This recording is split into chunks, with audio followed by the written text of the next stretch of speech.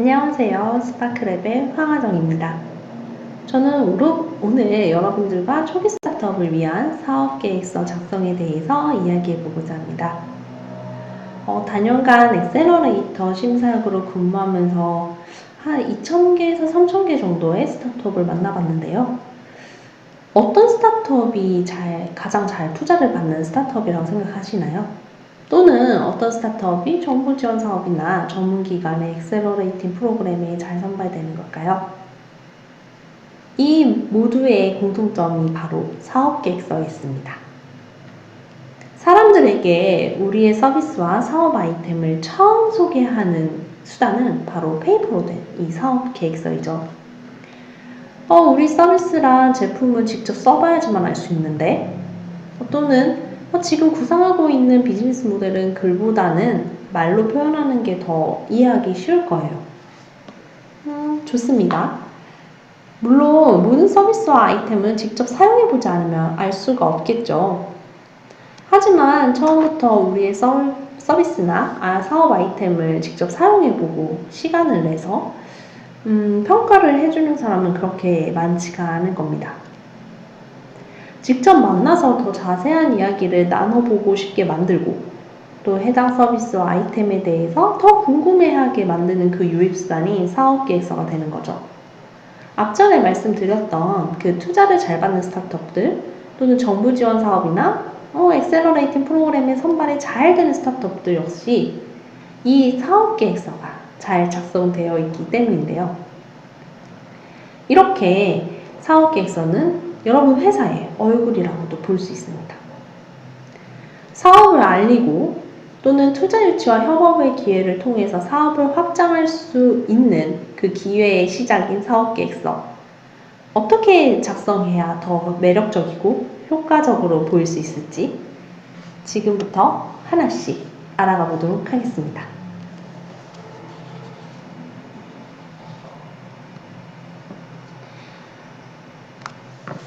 사업계획서의 가장 핵심이 되는 내용은 어떠한 문제를 어떻게 해결할 것인가에 있습니다.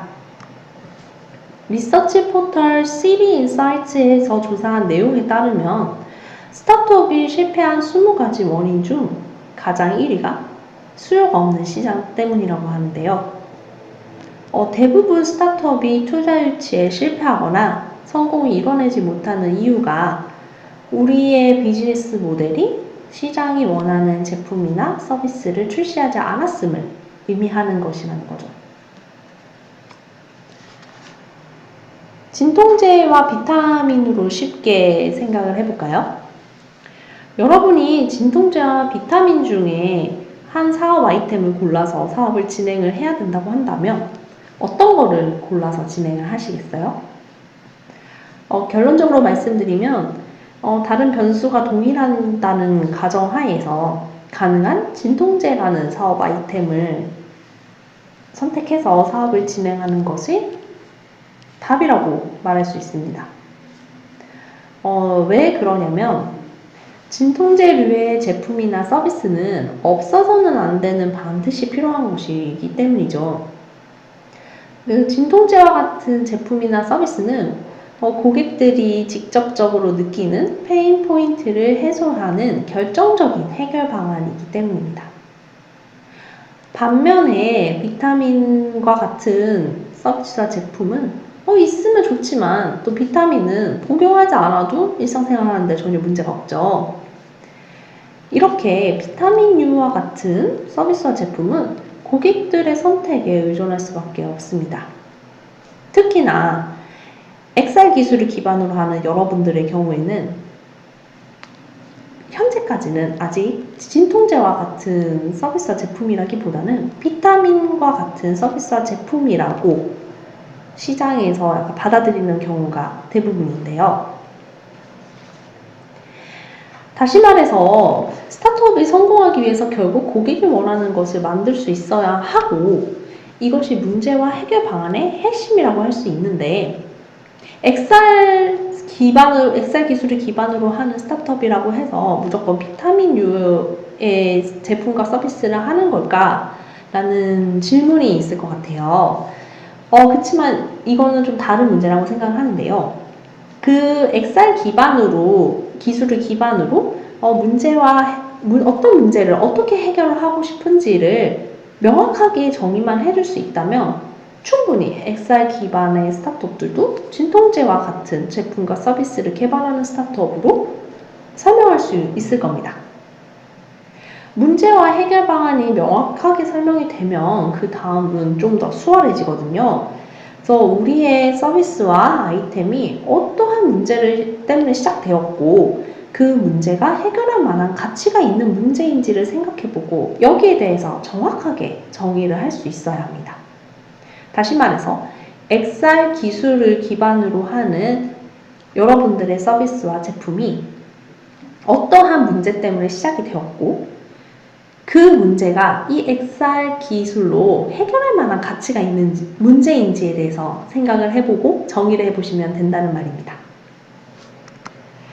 컬리를 예를 들어볼게요.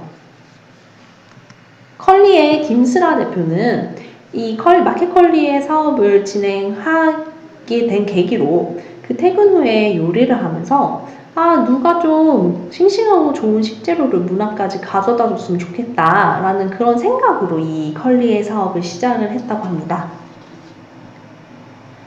컬리가 접근한 문제는 너무 명확합니다. 퇴근 후 지친 몸을 이끌고 장을 보기 위해서 직접 마트를 방문하지 않으면 싱싱하고 좋은 식재료로 오늘 저녁이나 내일 아침을 해먹을 수 없다는 그 문제점에서 출발을 하는 거죠.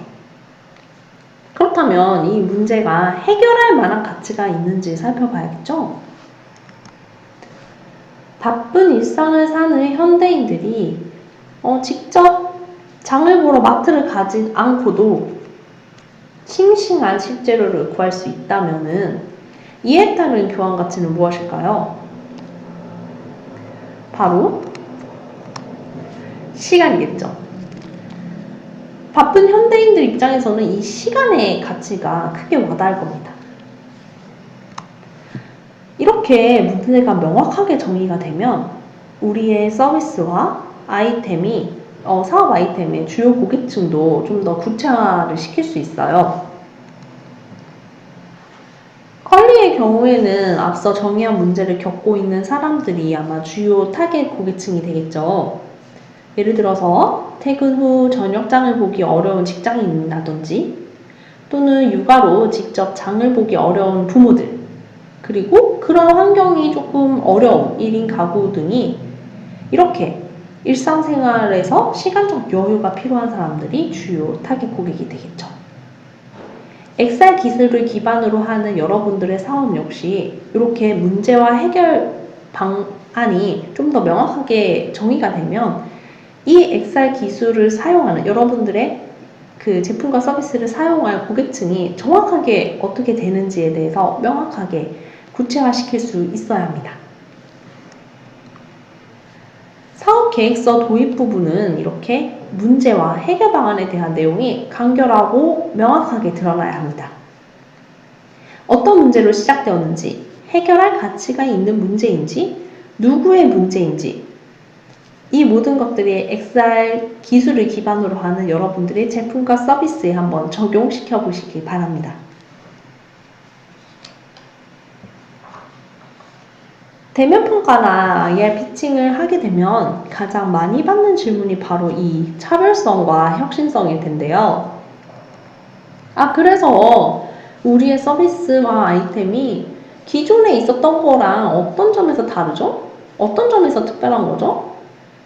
이걸 우리가 왜 써야 하죠?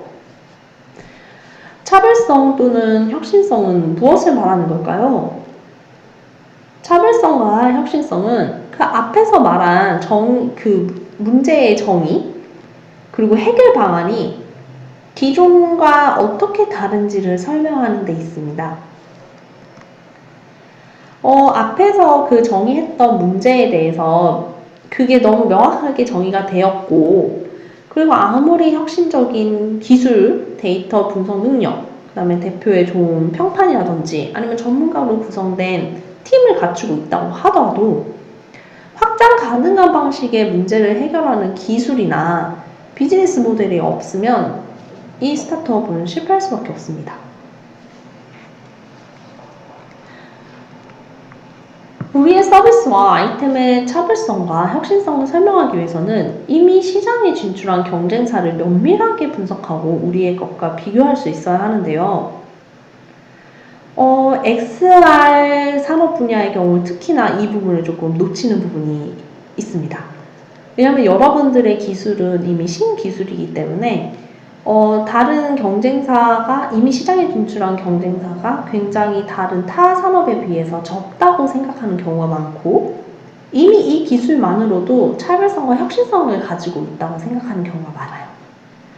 하지만 여기서 사업계획서에서 말하는 차별성과 혁신성은 이미 기존에 가지고 있는 이미 시장에 나와 있는 것들이 XR 기술을 통해서 하면 뭐가 달라지는데 또는 이미 너희랑 비슷하게 XR 기술을 가지고 이 사업을 하고 있는 사람들이 있는데 이 사람들과 너네가 뭐가 다르냐 이거를 설명하기 위해서는 기존의 시장에서 있는 산업의 그 경쟁사가 가지고 있는 한계점 그거를 우리가 가진 이 XR 기술을 통해서 이 기존에 가지고 있는 기존의 경쟁사들이 가지고 있는 한계점을 우리 기술로 더 해결할 수 있어 라고 설명이 돼야 된다는 말이에요.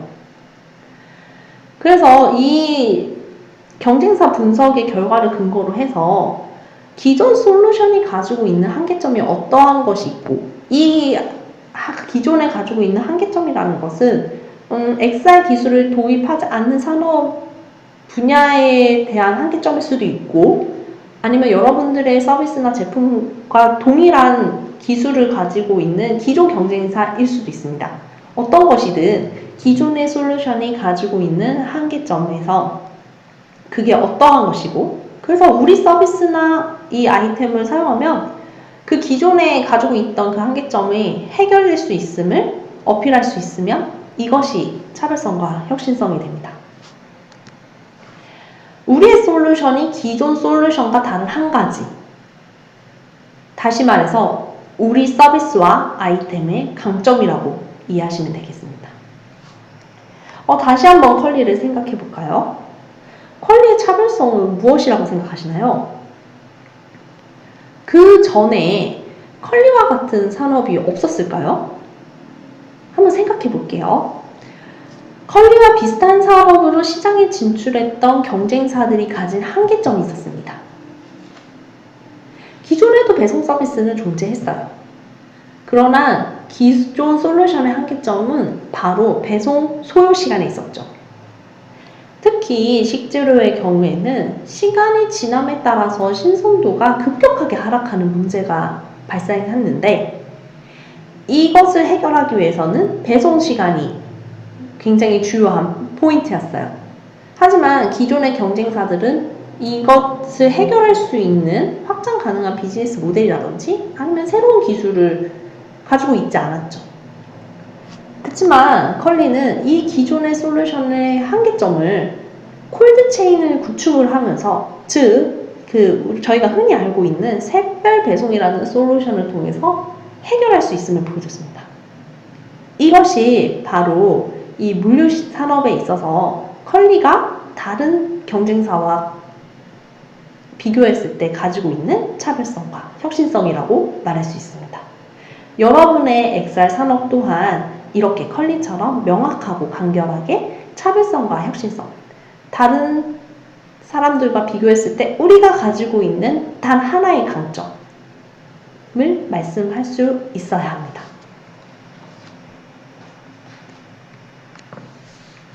초기 스타트업들이 또 흔히 범하는 오류가 있는데요.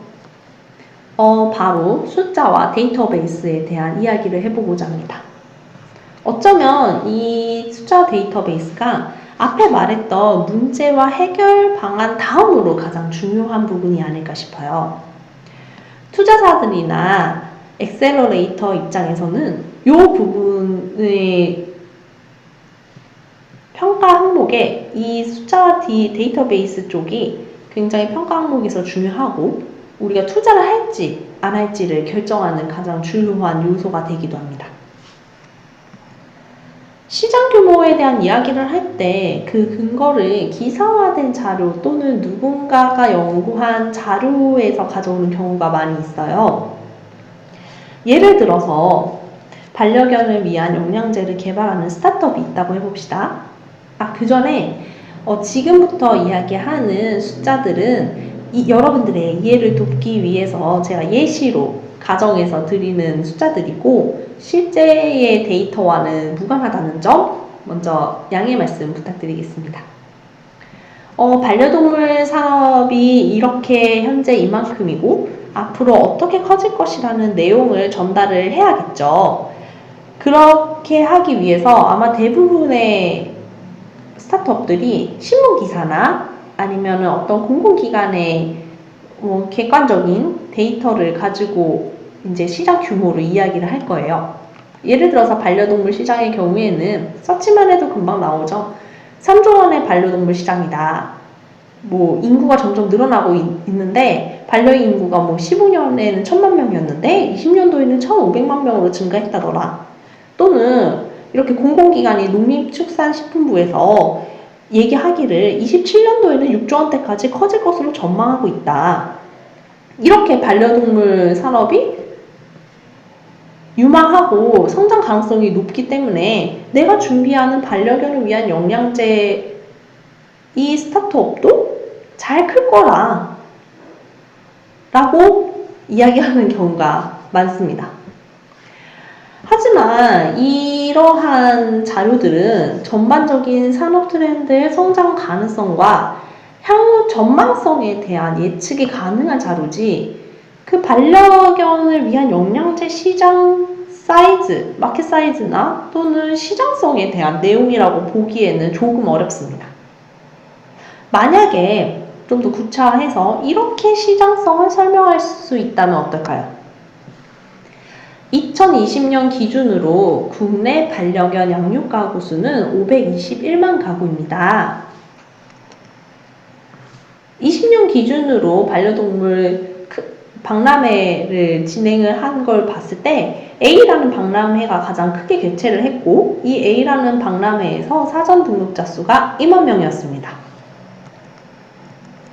이 2만 명 중에서 반려견 건강식품과 영양제 부스 방문자가 약 20%였는데 이들이 한번 반려견을 위한 건강식품이나 영양제를 구매하는 금액은 5만 원이었습니다. 자료 조사해 보니 이들의 구입 주기가 연 2회였다고 하면 제가 준비하는 반려견 영양제 시장 산업의 매출은 연간 2억 원 정도로 예상할 수 있겠죠. 하지만 여기서 멈추지 않고 기존의 그 데이터들을 보니 매년 반려견 양육 가구가 10%씩 증가하고 있었다.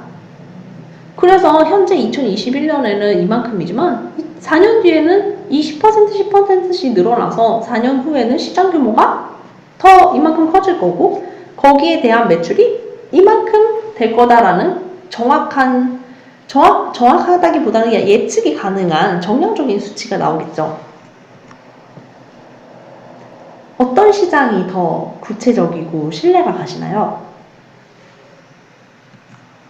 이렇게 우리의 서비스와 제품을 설명하기 위해서는 구체적으로 해당 모델에 부합하는 숫자로 말씀을 할 수 있어야 합니다.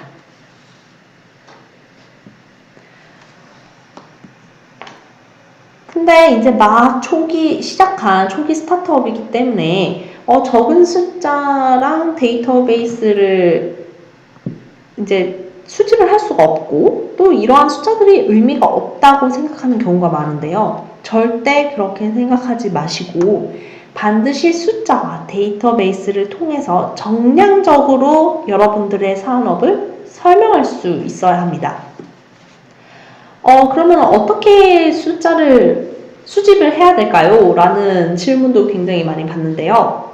예를 들어서 MVP 전 단계의 스타트업이라고 하신다면 여러분들이 그 산업을 시작하기 전에 설정한 가설에 대해서 타깃 고객층을 대상으로 테스트라든지 인터뷰를 통해서 이 의미 있는 숫자들을 조금 더 찾아보시기를 권장드리고, 가장 좋은 거는 프로토타입이나 베타 서비스가 가능한 상태에서 수많은 시뮬레이션들을 프로젝션을 돌려서 수집된 숫자들이 그 근거로 해서 만들어진 데이터베이스가 얻어지면 가장 베스트입니다.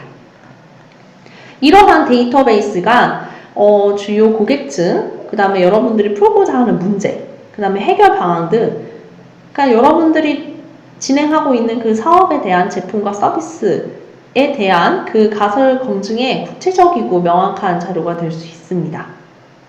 유입수라든지 재이용 또는 재구매율 등 그 유의미한 수치를 통해서 해당 사업의 방향성을 설계할 수도 있고 또 구체화할 수도 있으며, 그 다음에 이러한 유입수라든지 재이용, 재구매율을 높이기 위한 사업 전략을 또 세울 수 있겠죠.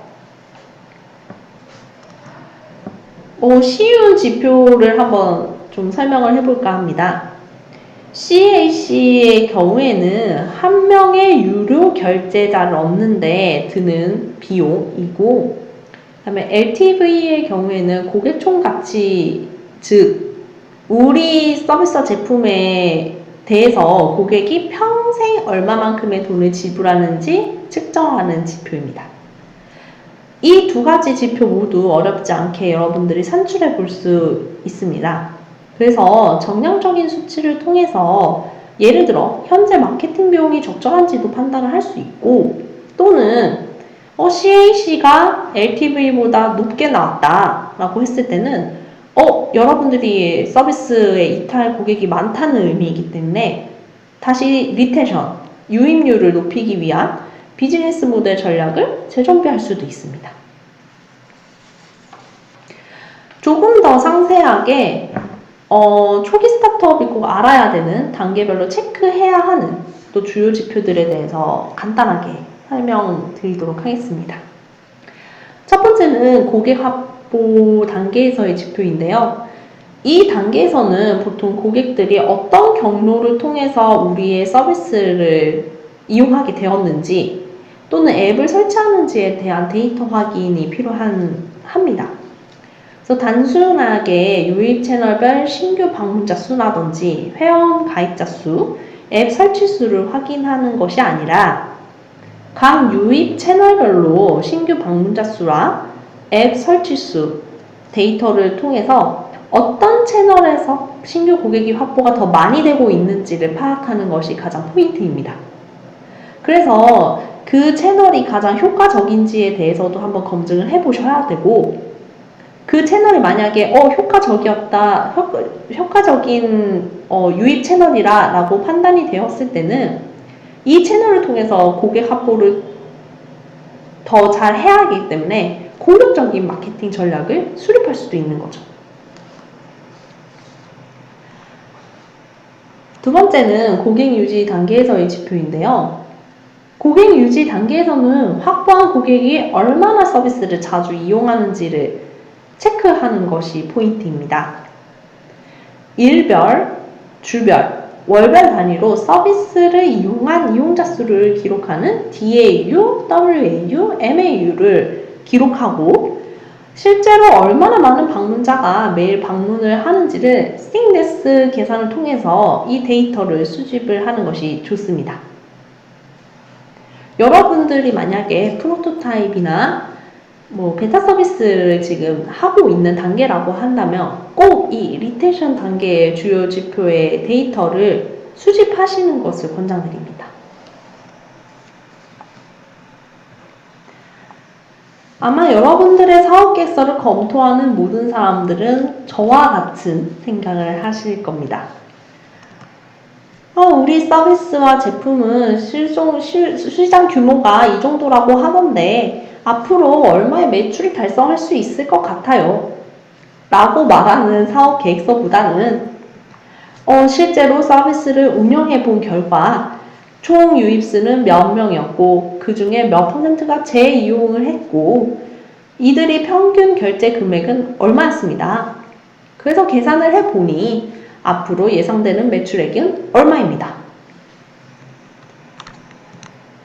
당연히 이쪽을 더 궁금해 하겠죠. 마지막으로 중요하게 또 설명되어야 하는 부분이 바로 팀 구성입니다. 해당 서비스와 제품을 개발하고 운영하는데 적합한 역량을 가진 팀원으로 구성되어 있는지, 그리고 전문 인력을 보유해서 사업 추진에 문제가 없는지 등을 설명할 수 있어야 하는데요.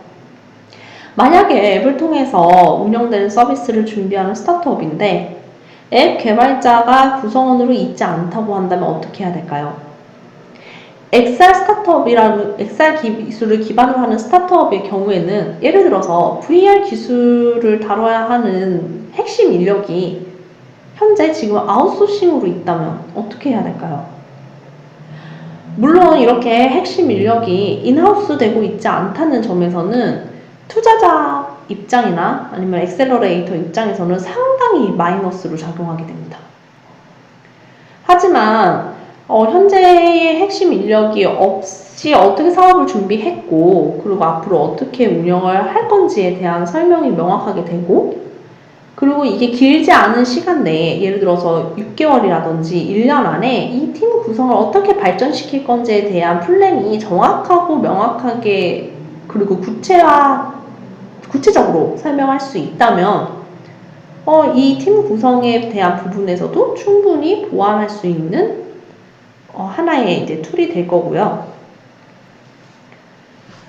추가적으로 창업을 하게 된 특별한 이야기가 만약에 있다면 이것을 활용해 보는 것을 적극적으로 권장드립니다. 예를 들어서 뭐 팀이 모이게 된 과정의 에피소드라든지 아니면 팀이 가진 비전과 목표 등을 통해서 현재 구성된 팀이 이 문제를 해결하기 위해서 모였다. 이게 명확하게만 설명이 됐다면 앞에서 얘기했던 사업계획서의 핵심으로 언급했던 그 문제와 해결 방안에 더 힘이 실릴 수도 있겠죠? 지금까지 초기 스타트업을 위한 효과적인 사업계획서 작성에 대해 말씀드려봤습니다. 오늘 저의 강의가 조금이나마 여러분들께 도움이 되었으면 하고 또 XRLab 여러분들이 좋은 기회로 더 좋은 자리에서 저와 함께 만날 수 있는 날이 다가오기를 기다리고 있겠습니다. XRLab 참가팀 여러분들을 응원하겠습니다. 감사합니다.